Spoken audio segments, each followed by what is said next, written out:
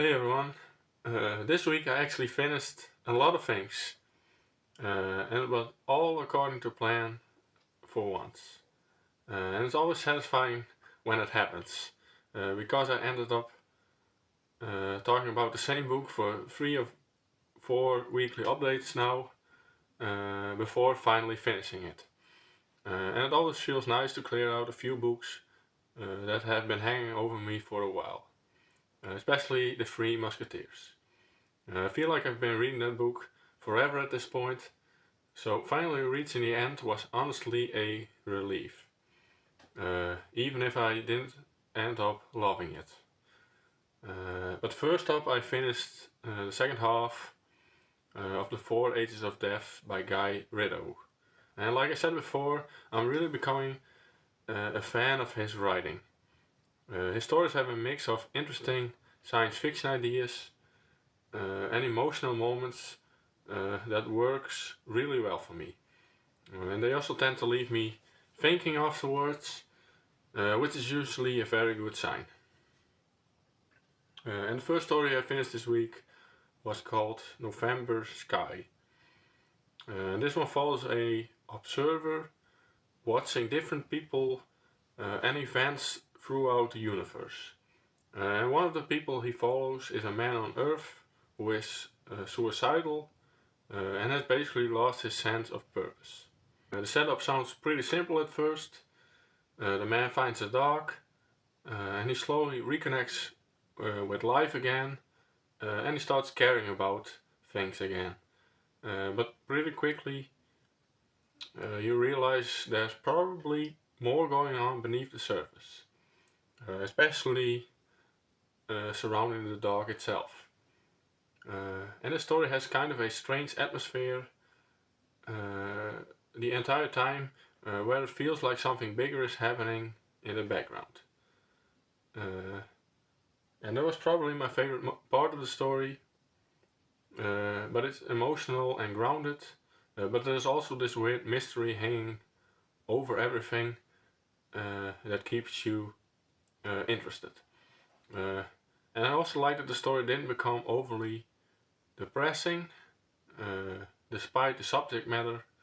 It could have gone that direction very easily, but instead it felt more reflective and hopeful. And the final story in the collection is called The Immersion Chamber. And this one is definitely the darkest story in the book.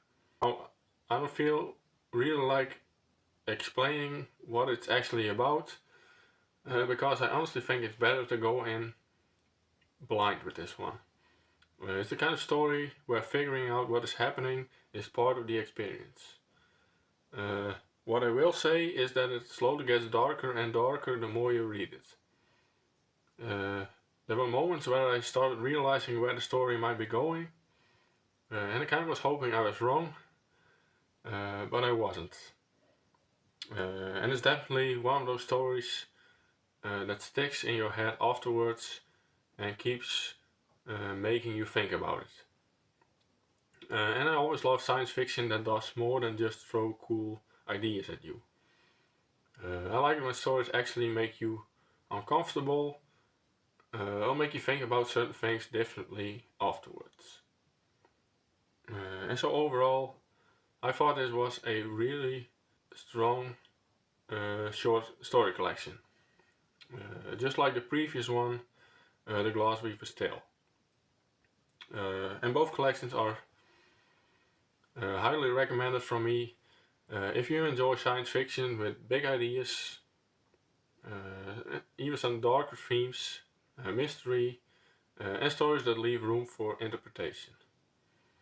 And I also recently learned that Ritchie is apparently working on a new novel. So I'm definitely looking forward to that whenever it eventually comes out. And the other book I finished, of course, is The Three Musketeers by Alexandre Dumas, as part of the booktuber group read. And honestly, my feelings about it didn't really change much by the end. The second half definitely improved compared to the beginning. The pacing picked up, There was more happening, and overall it became easier to read once the story fully got going. But even with that, the book just never really fully clicked with me. A lot of the dialogue and character interactions still felt extremely dramatic in a way that made it hard for me to really connect with the story emotionally. Sometimes characters reacted so seriously to basically everything that it almost became funny to me. And obviously, part of that is just because it's an older classic. Some classics still feel very modern when you read them today, while others really show their age in the writing style and the way the characters behave. And for me, this was definitely one of those books where I constantly felt the age of it. But there were still things I liked.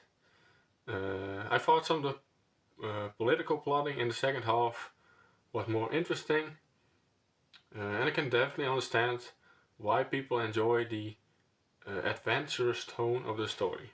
But overall, I never became invested enough in the characters for the bigger moments to really land for me. But I think the most interesting part of this whole experience was honestly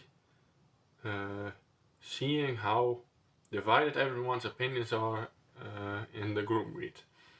Some people absolutely loved it, while others struggled with it almost the entire time. And it's always interesting seeing that happen with classics because they have such a huge reputation around them. And even though I didn't love the book itself, I still think the group read was worth it because it led to some really interesting moments. And honestly, finally finishing a book you've been struggling with for weeks is satisfying in its own way. So I'm glad I finished it, but I'm also very ready to move on to something completely different. So the coming week, I'm finally starting The Lies of Locke Lamora by Scott Lynch, which is the book I picked from my TBR jar for May. And now I actually took a few days away from reading after finishing the Three Musketeers because I wanted a bit of a, I should call it a reset before jumping into another big fantasy book. Sometimes after finishing a book you struggled with, you need a short break so the next book doesn't immediately suffer because of your reading mood. And I've heard people praise Locke Lamora for years, especially the characters, dialogue, and the friendship between the main cast. And honestly, after reading something as dramatic and formal as The Three Musketeers, a fantasy heist sounds like exactly the kind of change of pace I need right now. So hopefully this one works better for me. And I'm definitely excited to finally see what all the hype is about. Anyway, that's all I have for this week. And like always, let me know what you've been reading. And hopefully my next reading week will be just pure fun. Anyway, thanks for watching and I hope to see you again in the next video.